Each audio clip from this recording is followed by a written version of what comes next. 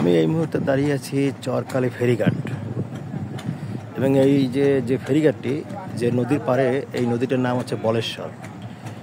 এটি বরিশাল বিভাগের পিরোজপুর এবং বাগেরহাট জেলার মধ্যে দিয়ে প্রবাহিত। বাংলাদেশের যে কয়টা গভীরতম এবং খরস্রোত নদী আছে তার মধ্যে এই বলেশ্বর নদী একটি অন্যতম। এই নদীটি বঙ্গোপসাগর থেকে সরাসরি বের হয়ে বরিশালের কীর্তনখোলাদের সাথে মিলিত হয়েছে। যেহেতু এই নদীটা বঙ্গোপসাগর থেকে সরাসরি বের হয়ে আসে, উৎপত্তি হয়ে একদম বরিশালের কীর্তনখোলার সাথে মিলিত হওয়ার জন্য এই নদীতে কিন্তু ইলিশ মাছ পাওয়া যায়। ওখানে মাঝে মধ্যে দেখা যায়, খুব একটা বড় না, ছোট ছোট ইলিশগুলো দেখলাম। মাঝে মধ্যে বড় ইলিশও দেওয়া যায়, কিন্তু সেটা দিন যখন তখন হয়তো নদীতে আসে। এছাড়া এই নদীটা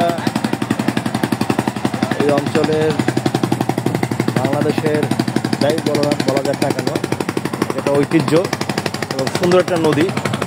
নদীর পাড়ের মানুষের জীবনযাত্রা অত্যন্ত, আমি মনে করি, খুব স্বাচ্ছন্দ্য হয়। তারা এই নদীকেন্দ্রিক এই নদীকে ঘিরে তাদের যত কার্যক্রম, মাছ ধরে নদীর পাড়ে এই যে ফেরিঘাট, এই ফেরিঘাটকে ঘিরে তাদের প্রতিদিনকার যে কার্যক্রম। চমৎকার একটি নদী এবং এই নদীতে প্রচুর মাছ পাওয়া যায়। বিভিন্ন সামুদ্রিক মাছগুলো অনেক সময় নদীতে আসে। আর এই হলো সেই বলেশ্বর নদী। নদীটির নাম হচ্ছে বলেশ্বর নদী। অত্যন্ত সুন্দর একটি নদী, চমৎকার একটি নদী, খুব ভালো একটি পরিবেশ।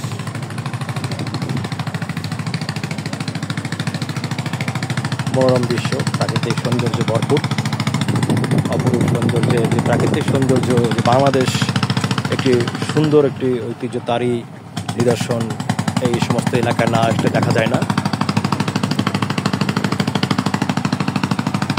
এই হলো বলেশ্বর নদী। নদীর পাড়ে আমি এখন অবস্থিত করছি। আর এটি হলো চরকালি ফেরিঘাট। এই ওপর থেকে একটা ফেরি ছাড়ে আসছে, ওটা আসলে আমরা আমাদের যে বাসে আসছে সেটা ওই ফেরিতে উঠবে।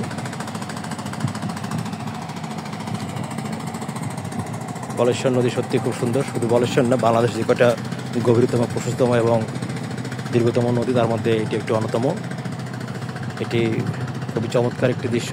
এখান থেকে যদি প্রস্থ মানে চওড়া যদি বলি, তাহলে মোটামুটি অন্তত প্রায় 2 কিলোমিটার মতো চওড়া হবে।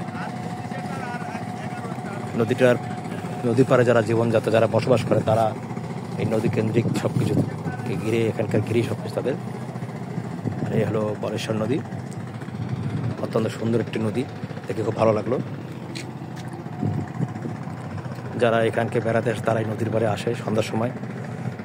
নদীর সেই মুগ্ধ বাতাস, নদীর পাড়ে সেই অপরূপ সৌন্দর্য দেখতে আসে। এই হলো বলেশ্বর নদী।